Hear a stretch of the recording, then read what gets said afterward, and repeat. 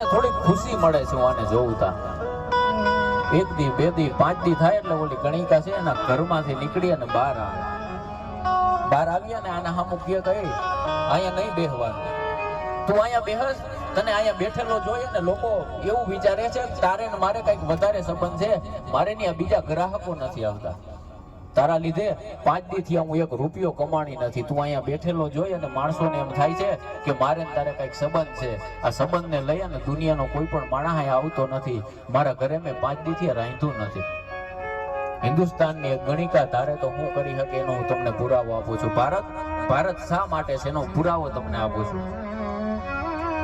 આ માણસ એ કઈ બોલતો નથી.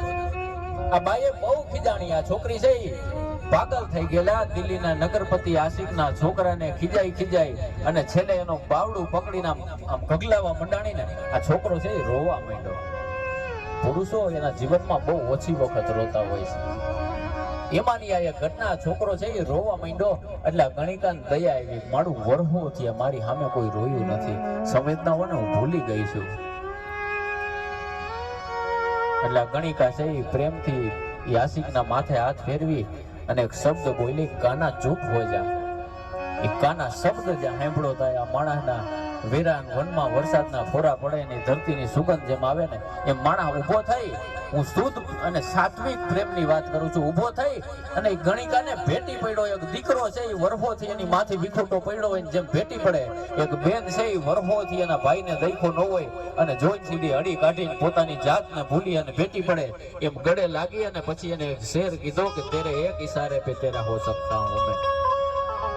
તો ખાલી એક ઇશારો કર, તેરે એક ઇશારે पे तेरा हो सकता हूं मैं, तू अगर हाँ कहे तो तेरा हो सकता हूं. पत्थर हूं मैं, पत्थर मेरी जात.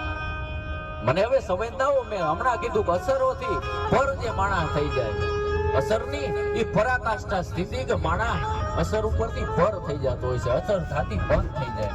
અમુક વખતે દુખે એટલું કે પછી તમને દુખતું બંધ થઈ જાય કે પથ્થર હું મેં, પથ્થર મેરી જાત, તું ગલે લગા લે તો રો સકતા હું મેં. એમ કરી અને માણસ રોવા માંડ્યો. પછી ગણિકાને થયું કે માણસ અંદરથી કેટલો દુખી હોય છે. ગણિકાએ પછી માણસનું બાવડું જાડી અને એક શેર કીધો કે તેરી સીરત હૈ સાપ शीशे की तरह, तेरी सीरत है सांप शीशे की तरह, मेरे दामन में दाग हजारों है. એક બે નહીં, હું તો આખા નગરની વધુ છું. મને યાદ નથી કે મારા પતિ કેટલા છે, મને એ યાદ નથી કે મારા પ્રેમીઓ કેટલા છે. તેરી सीरत है सांप शीशे की तरह, मेरे दामन में दाग हजारों है, तू नायाब है किसी पत्थर की तरह. તારી કોઈ કિંમત નથી, તું તો હારા ઘરેથી આવે છે, તું ખાનદાન માણસના ઘરેથી આવે છે, તારો બાપ એ નગરનો બહુ મોટો આબરૂદાર છે. કે તેરી सीरत है सांप शीशे की तरह, मेरे दामन में दाग हजारों है, तू नायाब है किसी पत्थर की तरह, मेरा उठना बैठना बाजारों में है, તું મારાથી આઘો રહે.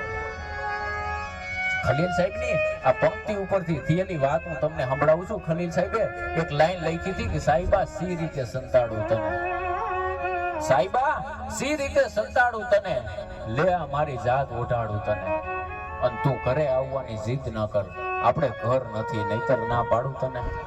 એવા કેટલા માણસો કે બ્રહ્માંડમાં એના ઘર નથી. એટલે આ વાત એકબીજા બેહી અને એમ કહે કે તું ગણિત મારી યારે બેહતો, મારે તારી યારે સંવાદ કરવો છે. આ દેશની એક ગણિકા, આ દેશની એક નગરવધુ, ખાનદાન માણસના દીકરાનો હાથ પકડી અને એક નિસ્વાર્થ બંને વચ્ચે સંવાદ થાય. 1 દી, 2 દી, 5 દી, એ થતા બેયની દોસ્તી થઈ જાય. અડધી રાતનો એક મજર ભાંગેલો નિત્યક્રમ થઈ ગયો. રાતના 12 વાગે એટલે આશિક છે એના બધા કામ મૂકી અને નગરવધુ પાસે બેહવા આવી જાય દિલ્હીની બજારમાં. આ બાઈ છે એના કામમાંથી પરવરી નવા કપડાની હોડઈ હણગારને ઉતારી અને એના ગામડામાં એના ઘરેથી જે રીતે રહેતી હતી એ રીતે અહીંયા આશિકના હાથ પકડી અને એકબીજાના હાથમાં હાથ પરોવી અને બે બેઠા હોય સંવાદ કરતા હોય. એમાં એક દી આ છોકરાએ જીદ કરી